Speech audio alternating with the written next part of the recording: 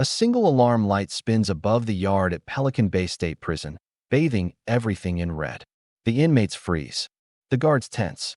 The entire yard feels like it's holding its breath. And alone near the back wall stands Miguel Santos, shaking, eyes wide, trying to understand how everything turned so fast. In less than 10 seconds, every major gang in this prison will look in his direction. And when they do, the yard will erupt. Miguel whispers to himself, "This wasn't supposed to happen today, but it is happening." And the truth behind this moment began long before the yard filled with red light. It was 4:02 a.m. when Miguel heard the sound of officers arriving at his cell door. "Pack up," one said. "You're being moved." No explanation. No time to think. He was handcuffed, shackled, and walked out through long, quiet hallways toward a waiting transport bus. Inside were inmates known for violence and gang leadership, men Miguel had only heard stories about. Miguel wasn't like them, and he knew it. But where he was going, that didn't matter. The bus rolled for hours through thick fog and narrow mountain roads. No one spoke. Miguel pressed his forehead to the window and watched the trees blur by. Then he saw it. Tall walls, sharp angles, and guard towers rising out of the forest. Pelican Bay State Prison. Every inmate on the bus went silent. If you were sent here, it meant one thing. You were considered too dangerous for any other prison, or someone dangerous wanted you here. Miguel didn't know which one was worse. Miguel's new home was the SHU, the security housing unit, a place designed for total isolation. Small cell, solid door, 1 hour outside, inside a small concrete cage. Voices came through vents, distant and echoing. No sunlight touched the floor. This was where some of the country's most violent inmates lived, men who controlled entire gangs with short messages and hidden signals. Miguel kept his head down. But Pelican Bay is a place where no one stays invisible for long. On his 8th day, Miguel went to his yard, a small pen surrounded by high walls and steel mesh. Another inmate stepped in, tall, calm, covered in old tattoos. He glanced around, then walked straight to Miguel. His voice was low and steady. "They think you talked." Miguel's heart dropped. "I didn't talk to anybody," he said quickly. "It doesn't matter," the man replied. "In this place, the rumor becomes the truth." He turned away, leaving Miguel standing alone, feeling the walls close in. 2 nights later, a folded note slid under Miguel's door. He opened it with trembling hands. 7 words stared back at him. "You won't survive the next yard time." Miguel read it twice, then a third time. The handwriting was confident. Final. This wasn't a threat. It was a decision made by people he couldn't see and couldn't stop. And for the first time, Miguel understood. Someone wasn't trying to scare him. Someone wanted him gone. The next morning, Miguel's cell door unlocked earlier than usual. A guard stood outside. "Yard time. Let's go." Miguel hesitated. He remembered the note. He remembered the warning. But refusing yard time would only make things worse. In Pelican Bay, fear was seen as guilt, and guilt was dangerous. As he stepped into the long hallway, every footstep felt heavier than the last.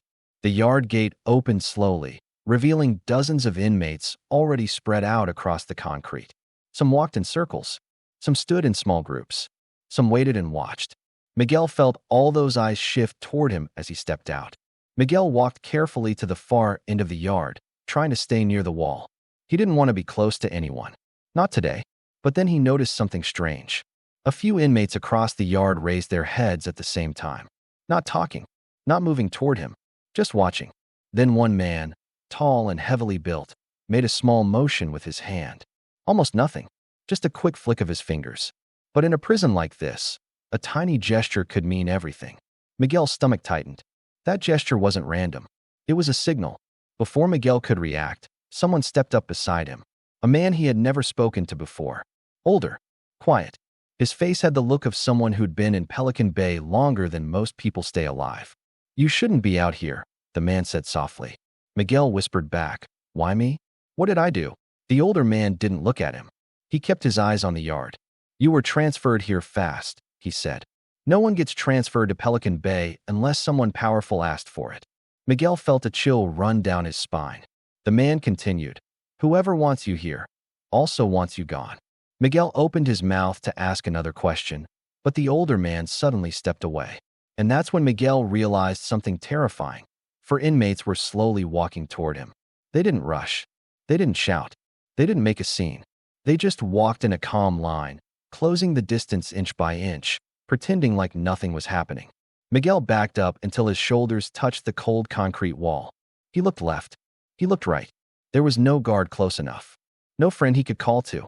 No time to run. And then, the tall man in front cracked a slow, cold smile. Miguel swallowed hard. His hands were trembling. He whispered to himself, "This is it." Just as the first man took another step toward him, someone yelled from across the yard. A voice. Sharp. Commanding. "Leave him." Everyone froze, including the men approaching Miguel. Miguel looked toward the voice and saw a single inmate standing near the center of the yard. A man with a reputation Miguel had only heard whispered through vents. A man whose word carried weight. He repeated it, louder. "I said, leave him." The entire yard went still. Miguel didn't know this man. He didn't know why he was helping. He didn't know what it meant. But he did know one thing. When a powerful inmate steps in publicly, things only get more dangerous from here. Miguel stood frozen against the wall as the four men slowly stepped back. They didn't look scared.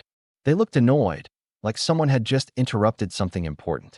The inmate who shouted walked across the yard with calm, steady steps. He wasn't big. He wasn't loud. But every inmate he passed moved out of his way.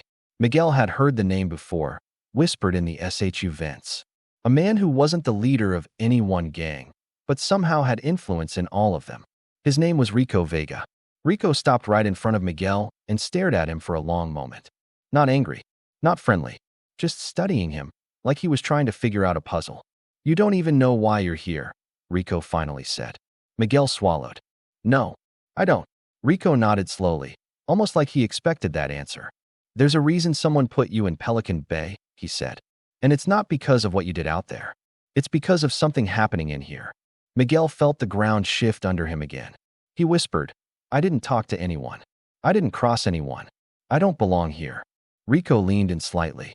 "That's exactly why you're in danger." Miguel frowned, confused. Nothing made sense.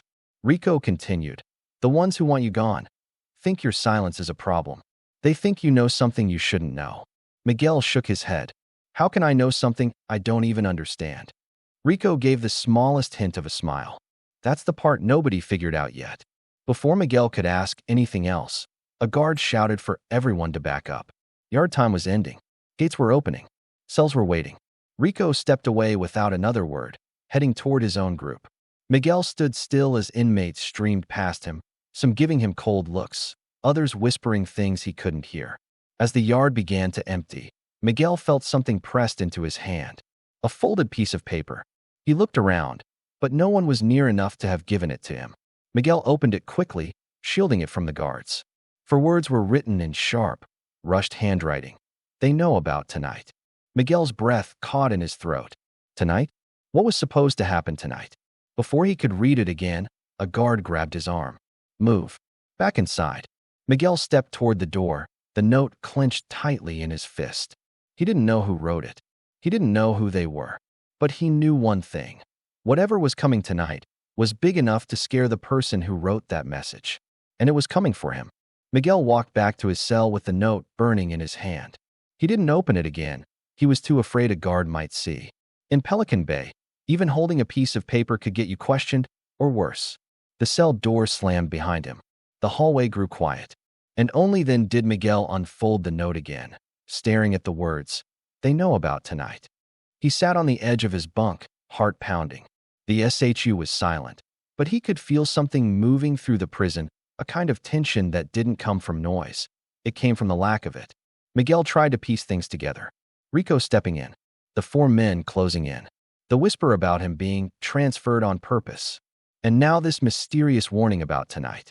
Miguel kept asking himself the same question. What could possibly be happening tonight, and why did it involve him? He didn't have an answer. But then he heard it.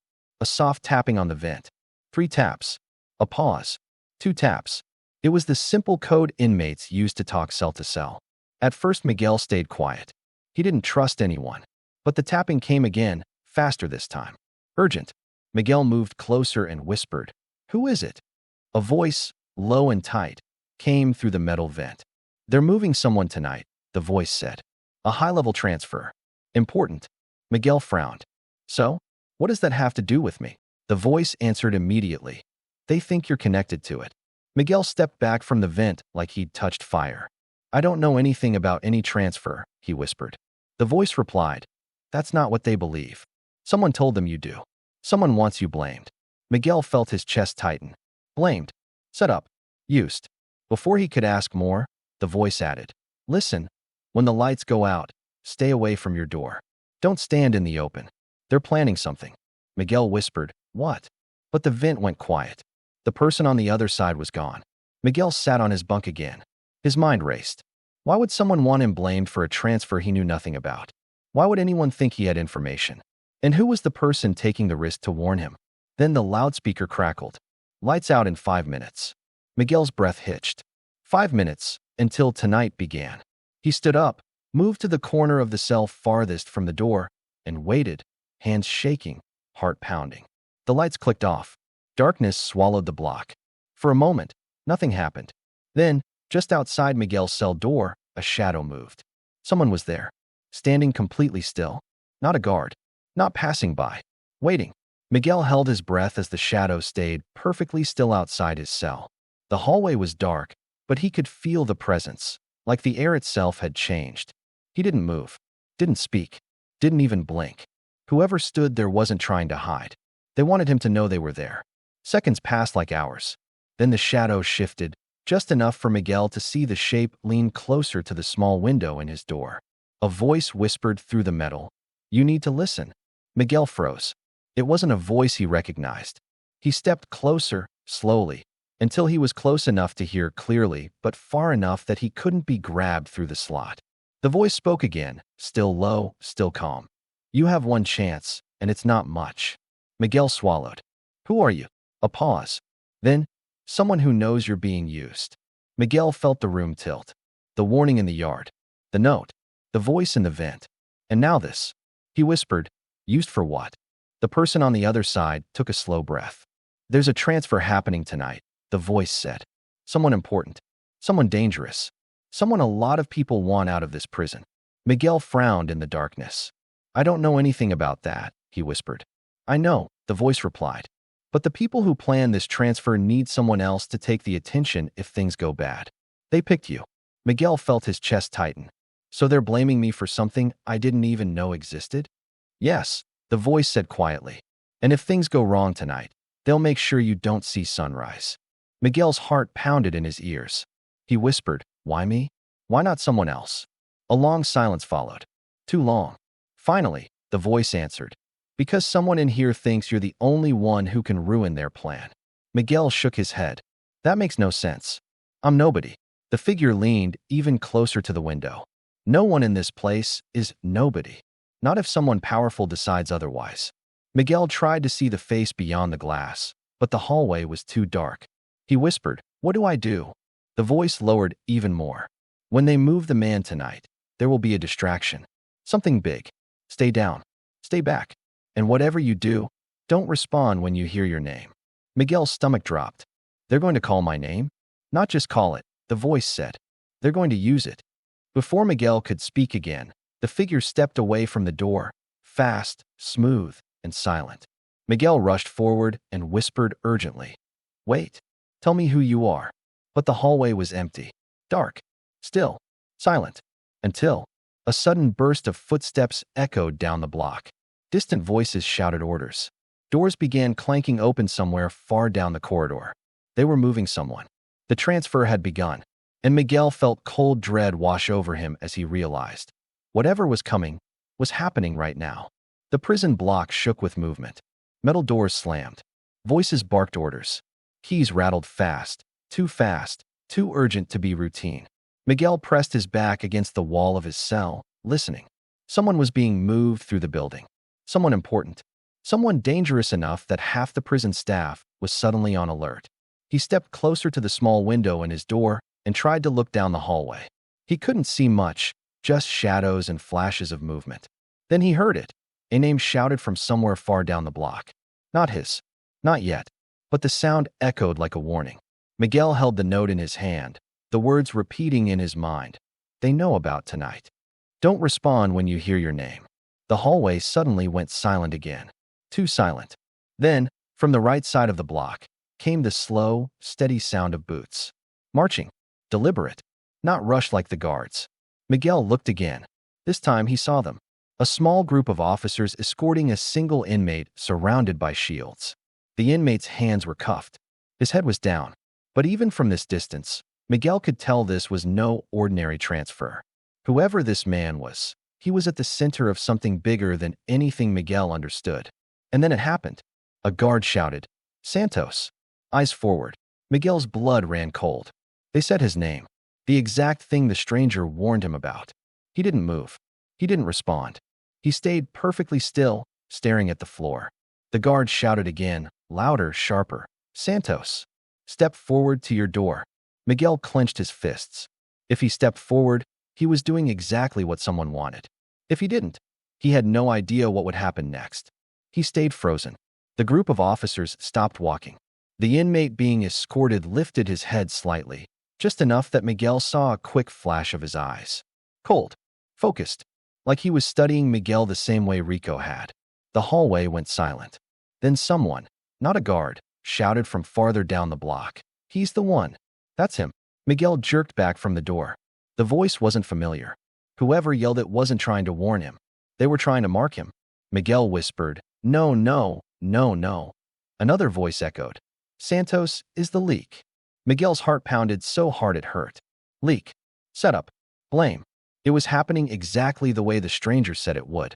And then, the escorted inmate, the one surrounded by officers, looked up fully. His eyes locked on Miguel. He didn't speak. He didn't move. But he tilted his head ever so slightly, like he had just solved a puzzle. Miguel felt the weight of that stare. Whoever that man was, he knew Miguel. Or thought he did. And for the first time, Miguel realized, this wasn't random. This wasn't a mistake. This wasn't a misunderstanding. Someone had placed Miguel in the middle of a plan he still didn't understand, involving someone with enough power to freeze an entire hallway with a single look. The officers began moving again. The escorted inmate disappeared around the corner. But the damage was done. Half the block now believed Miguel Santos was involved in something dangerous, and the other half believed he needed to be removed. Miguel backed into the corner of his cell, breathing fast, heart racing. Then he heard a whisper through the vent, a shaky voice, different from before. "They're coming back for you." Miguel's breath caught as the whisper faded from the vent. "They're coming back for you." He stared at the metal grate, hoping the voice would speak again, explain, warn, anything. But the vent stayed silent. The hallway outside his cell remained still. Too still. Whoever the officers had been escorting, whoever those voices were accusing him of being connected to, that whole moment had passed. But Miguel knew the danger hadn't. If anything, it had just begun. He stood near the back wall, forcing himself to stay calm. But the silence was sharp, heavy, like the whole block was waiting for something. Then, footsteps. Slow, steady, purposeful. Not the rushed steps from before. Not the nervous movements of inmates talking through their doors. These steps were different. Quiet, but confident. Miguel stepped closer to the door and looked through the small window. 2 officers were coming down the tier. Not the ones he had seen escorting the inmate earlier. These 2 walked like they were on a private mission. No carts. No paperwork. No other staff behind them. Just the 2 of them, heading straight toward Miguel's cell. He stepped back, gripping the note in his hand. Were these the same officers the vent voice warned him about? Were they here to question him? Move him? Blame him? Silence him? He didn't know. And not knowing was worse than anything else. The officers stopped right in front of his cell. One of them checked the number on the door. The other stared directly at Miguel. The second officer finally spoke. Calm, almost too calm. "Inmate Santos. Step back from the door." His voice didn't sound like someone making a routine request. Miguel didn't move. He remembered the words. "Don't respond when you hear your name." The officer repeated himself, firmer this time. "Santos. Step back. Now." Miguel's heart hammered against his ribs. He backed up only a few inches, but stayed silent. The officers exchanged a look. The first officer then reached for the keys at his belt. Miguel felt every nerve in his body tighten. They were going to open his cell. Whether to question him, move him, or something else, he didn't know. But he could feel the danger like heat on his skin. Suddenly, from the far end of the tier, Someone shouted, "Not that one." The officers froze.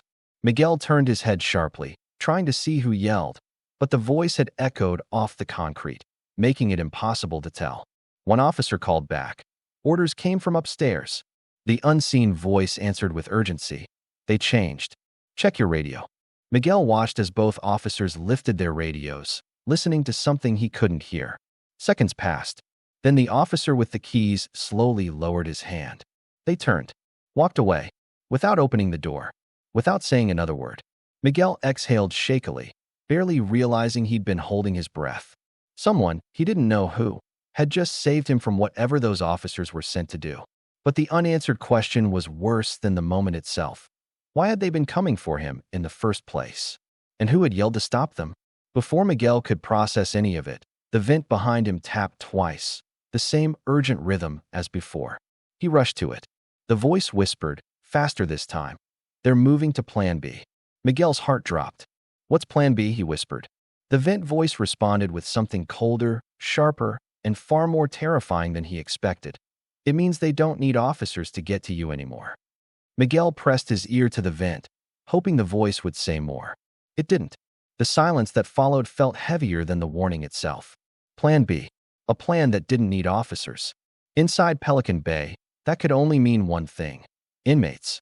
Miguel stepped away from the vent, pacing the small space of his cell. Someone inside the prison wanted him blamed. Someone else was trying to protect him, and he still didn't know why he was caught in the middle.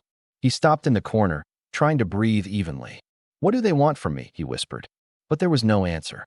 Then, a soft scrape echoed in the hallway, just outside his door. Not boots. Not keys. Something lighter. Miguel froze. He moved slowly to the small window and looked out. Nothing. The hallway looked empty. He leaned closer, and that's when he saw it. Something was lying on the floor, right up against the bottom of his cell door. A small folded piece of paper. Miguel's chest tightened. He hadn't seen anyone approach. He hadn't heard anyone speak. Whoever dropped that note had done it silently, on purpose. He looked up and down the hallway again. Still empty. Miguel crouched and carefully pulled the paper under the door.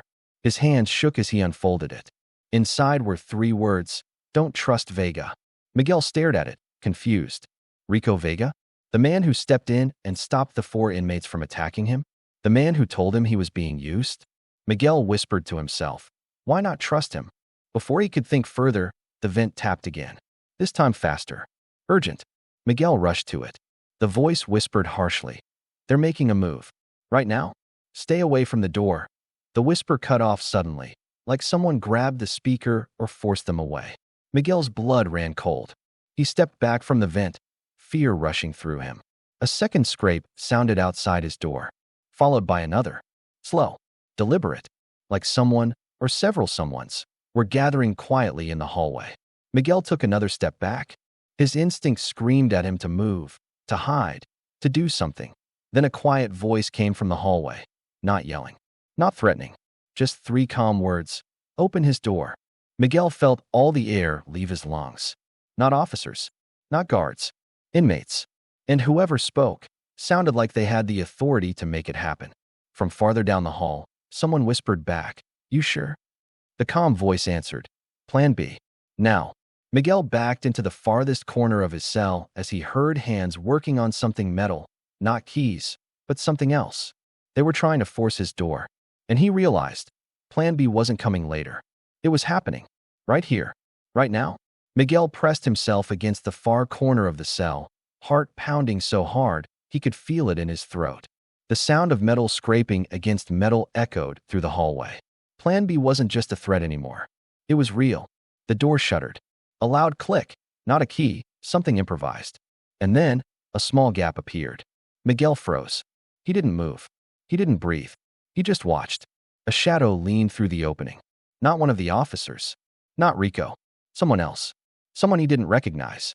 The figure whispered, "Quiet. Stay calm. Don't fight." Miguel swallowed, trembling. Who are you?" he whispered. The figure didn't answer. Instead, a hand reached in, holding another folded piece of paper. It dropped into Miguel's hands, and the shadow withdrew. Miguel unfolded the note with shaking fingers. 4 words stared back at him. "Follow me." Now, his mind raced. Follow? Into what? Through the hallway? Past the officers? Past the other inmates? Before he could decide, a sudden shout rang from the far end of the tier. Santos! Don't move. Miguel's stomach dropped. The officers had noticed the door gap. Plan B wasn't quiet anymore. He looked at the note again. The words glowed in his mind. Follow me. Now. And with no time to think, no room to hesitate, Miguel made a choice. He slipped toward the gap in the door, silent, heart hammering, wondering if the next step would be the last he ever took. As he disappeared into the shadowed hallway, another sound reached his ears. A low, deliberate laugh. Familiar. Cold. Rico Vega. Let's see how this ends, the voice whispered from somewhere ahead. Miguel realized in that instant. He wasn't just running. He was being led. Somewhere dangerous. Somewhere no one had survived before. Miguel moved silently through the dark corridors of Pelican Bay, following the shadowed figure. Every step echoed in the concrete. Every breath felt heavy. The note's words burned in his mind. Follow me. Now. He turned a corner and froze. Before him was an empty section of the hallway, but the distant flicker of lights revealed movement up ahead. Rico Vega stepped out of the shadows.